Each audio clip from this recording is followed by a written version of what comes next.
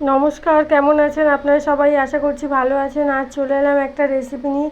আজ বানাবো ট্যাংরা মাছ গাঁটি কচু আলু দিয়ে ঝোল ধনেপাতা দিয়ে। তার জন্য কড়াইতে তেল দিয়ে রেখেছি, তেল গরম হয়ে গেছে। এদিকে ট্যাংরা মাছ কেটে ধুয়ে লবণ হলুদ মাখিয়ে রেখেছি।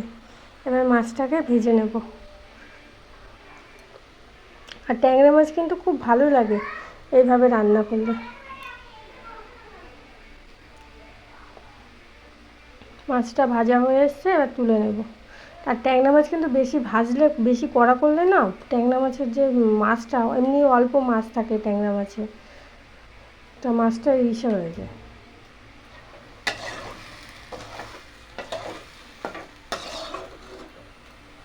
সব মাছগুলো ভেজে তেলের ওপর তেজপাতা আর জিরে ফোড়ন দিয়ে গাঁটি কচু আর আলু লম্বা লম্বা করে কেটে রেখেছিলাম সেগুলো দিয়ে দিলাম। দিয়ে এটাকে একটু ভেজে নেব। নিচে আদা, টমেটো, কাঁচা লঙ্কা বেটে নিয়েছি, এখানে ওর মধ্যেই দিচ্ছি লবণ, হলুদ, জিরে গুঁড়ো, লঙ্কা গুঁড়ো দিয়ে ভাজা আলুটার মধ্যে দিয়ে দেবো। মোটামুটি ভেজে নিয়েছি, এবার মশলাটাকে দিয়ে দিলাম, দিয়ে এটাকে ভালো করে কষিয়ে নেব।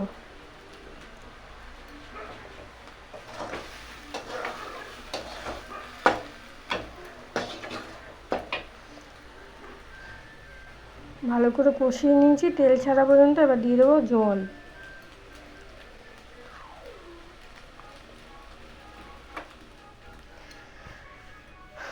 পরিমাণ মতো জল দেবো, যাতে গাঁটি কচু আলু সব সেদ্ধ হবে, মাছের ঝোলও থাকবে খানিকটা।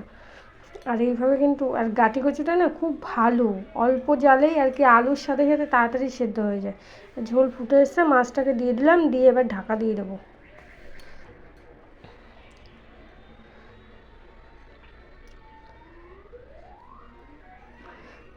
হয়ে এসছে, দেখুন রোদ পড়েছে, জানলা দিয়ে রোদ এসছে দুপুরবেলা।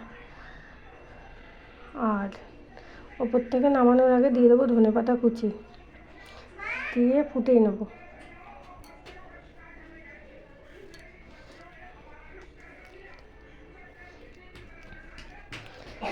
হয়ে এসছে, এবার নামিয়ে নেব। কেমন হলো আপনারা জানাবেন, লাইক করবেন, শেয়ার করবেন, কমেন্ট করবেন। আর যদি ইউটিউব থেকে দেখে থাকেন, চ্যানেলটাকে সাবস্ক্রাইব করে আমার পাশে থাকবেন। আজ তাহলে আসি, বাই বাই। আর আপনারা সবাই সুস্থ থাকবেন, আবার দেখা হবে একটা নতুন ভিডিওর সাথে। ততক্ষণ পর্যন্ত ভালো থাকবেন।